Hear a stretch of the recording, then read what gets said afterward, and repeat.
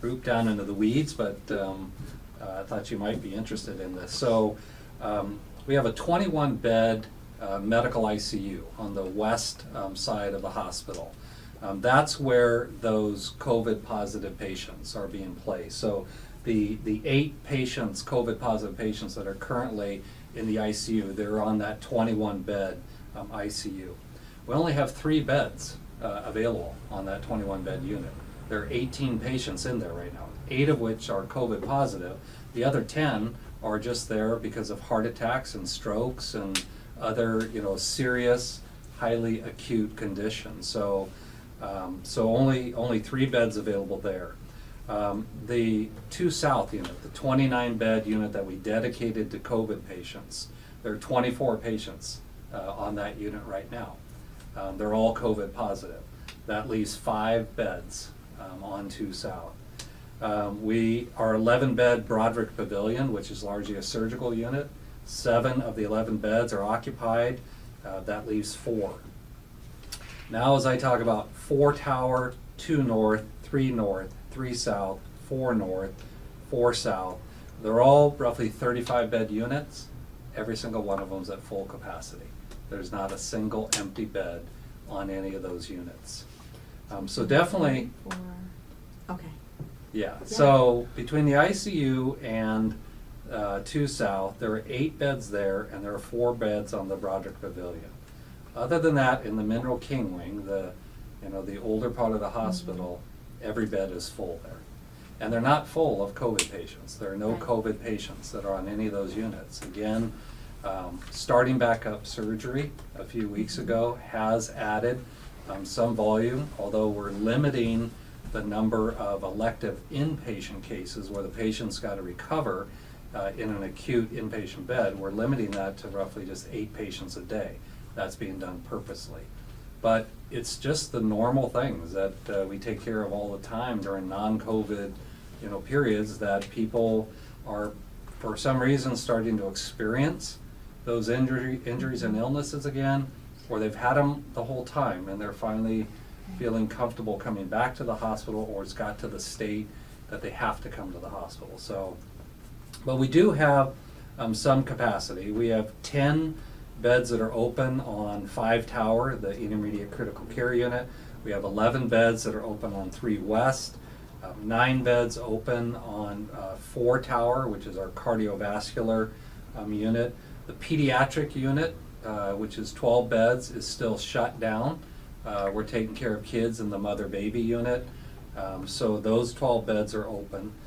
So overall, we probably have about 40 beds that are open, and that we might have to shuffle some people around, Yeah. because we're trying to cohort COVID patients by themselves. But if we did get hit with a new surge, we would have some capacity. We also we have 45 acute rehabilitation beds out on our West Campus. Our census today there is 14 patients. So we have another 31 beds that are out on our West Campus. They're really not designed to take care of acute medical patients, but they could in a pinch. We could do that. One of the things that I don't think I've shared with you here, because it's really is just becoming a bit of an issue right now, is right now we have 22 patients that are in the hospital that are COVID negative, and they should be discharged, and they should be discharged to a nursing home. So they're not ready to go to their home, or a nursing home is where they live. There are 22 patients in acute medical center beds today that are ready to be transferred back to a nursing home, one of those 17 nursing homes.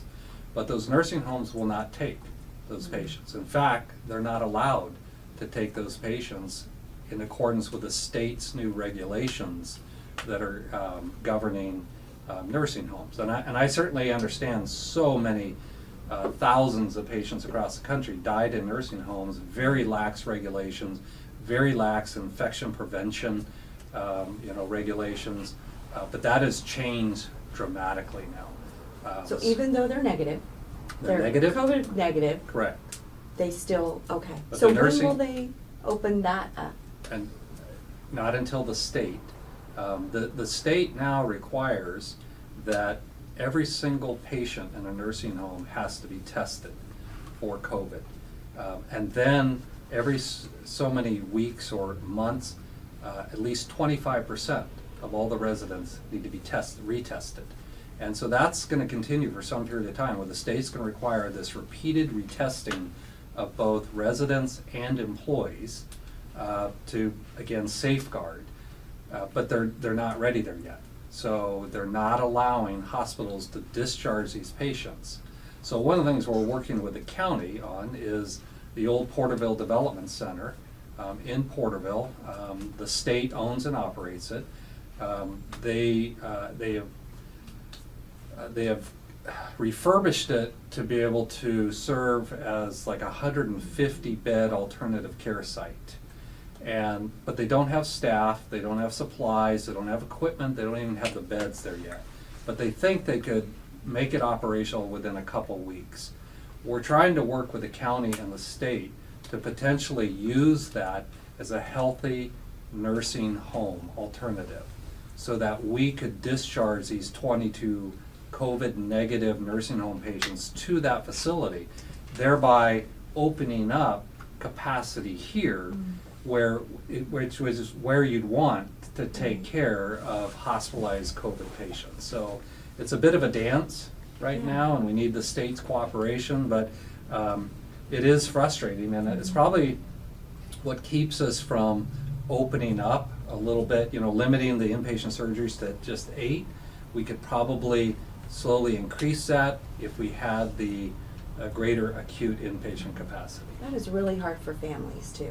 Oh, absolutely, yeah. Wow.